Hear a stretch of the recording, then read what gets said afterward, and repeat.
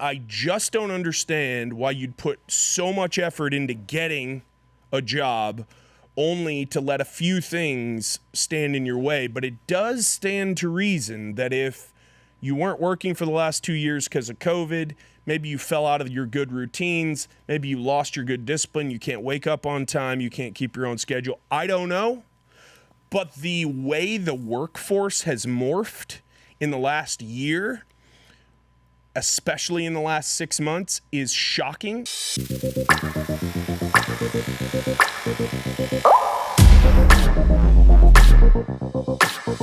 This week, gave an opportunity to a young man, brought him on at the company as a project manager.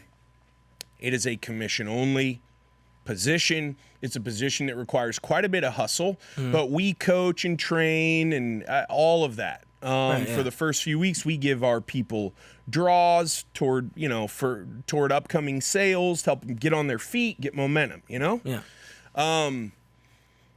This guy made it through our 3-interview process. So 3 different individuals at the company. He starts out with one, then does a write-out interview, which is a long interview, like 3 hours with another. And a 3-hour interview. A 3-hour write-out interview. Wow. We're trying to learn about you, trying to see if you're a bullshitter. And most good salespeople are bullshitters. Right. You kind of have to be able to bullshit to sell. And I'm trying to hire you to sell, so let's see how long can you bullshit for? I don't think you can bullshit unless you're really good at it. What's up? I don't think you can bullshit for longer than 20 minutes. So if interview number 1 is 20 to 30 minutes on Zoom of who are you, what are you about, what landed you, as a prospect for this position, what interests you, all that. You get past that, and then you go through your write-out interview for 2-3 hours. If you get through that, then you get to talk to the big man. What's going on? And I'm going to ask you, what's your biggest weakness? What are your biggest strengths? What do you bring to the table? How do you make the team stronger? Are you a team player? Are you a self-starter? Are you motivated? Are you efficient? Do you communicate well? Are you cheery? Do you have energy? All that shit.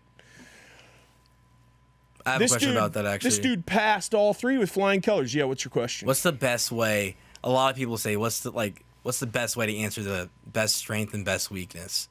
Do you just be honest? Do you go with the in my opinion, no weakness answer? That's a bullshit. No. I'm just too dedicated.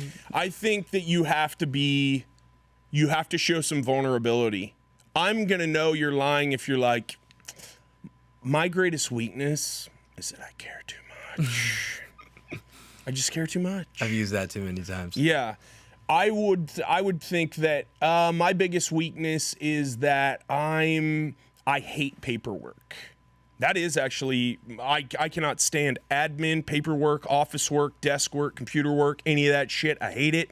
I thought I wanted to be a lawyer all growing up, and I took the LSAT. I got accepted to law school, and then I thought to myself, I'm going to have to be sitting inside with paper, admin, office work, computer work for the next 2-3 years just to get my Juris Doctor, and then I got to pass the bar, and then I got to sit inside for the rest of my fucking career. Yeah, you already lost me. I'm definitely not doing that. Now, I love to argue, so I thought, wow. But the law, practicing the law, ended up not being right for me. But, I think the best way to answer those questions about strengths and weaknesses is just to answer them with as much candor as you can. Mm-hmm. So back to the guy. Yeah, so back to our guy. We were excited, man. I had some things in common with this guy. Quite a bit younger. He was a college athlete, seemed driven, said all the right things. And then we started noticing some real weird oddities. He started showing up really late to stuff. That's a red flag. I'm not talking 2 minutes. I'm talking 20 minutes, 30 minutes, 45 minutes. There started to be this multiple times? Yes. There started to be this lack of eye contact. So I'm talking to him, say I'm talking right to you. You are the camera. I am me. He is the camera. It's right into his eyes. He's looking right back.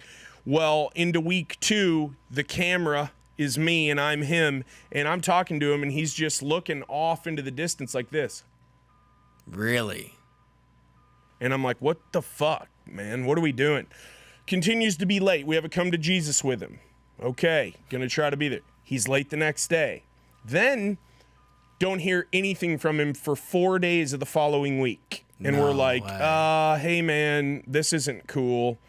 Finally had to part ways with this young gentleman. And I just don't understand why you'd put so much effort into getting a job only to let a few things stand in your way. But it does stand to reason that if you weren't working for the last 2 years because of COVID, maybe you fell out of your good routines, maybe you lost your good discipline, you can't wake up on time, you can't keep your own schedule. I don't know. But the way the workforce has morphed in the last year, especially in the last 6 months, is shocking. It's stunning. It's now a regular thing that we'll set up interviews with people. They won't even communicate. They'll just ghost for the interview. Wow. Yeah. It's insane, man. And you see a lot of people talking about it, but until you actually experience it, it's hard to know. And it's altogether baffling. I don't really understand. I can't really wrap my mind around, I got a new job and I'm not looking to crush it right out of the gate. I'm early or on time. I'm asking questions. I got my shit together. I'm organized. So I don't know, man. It didn't work out with him. It's not worked out with many. I've learned so much about people in the last 2 years through the pandemic and building a team, but also the last 3, because I started building the team up right, about a year before the pandemic started. So I can tell you this. Talk is cheaper than the breath that's used to form the talk, and talk means nothing. If you say you can do something, that's awesome, that's rad. Now let's see it, and let's hope that you can do what you say you can do.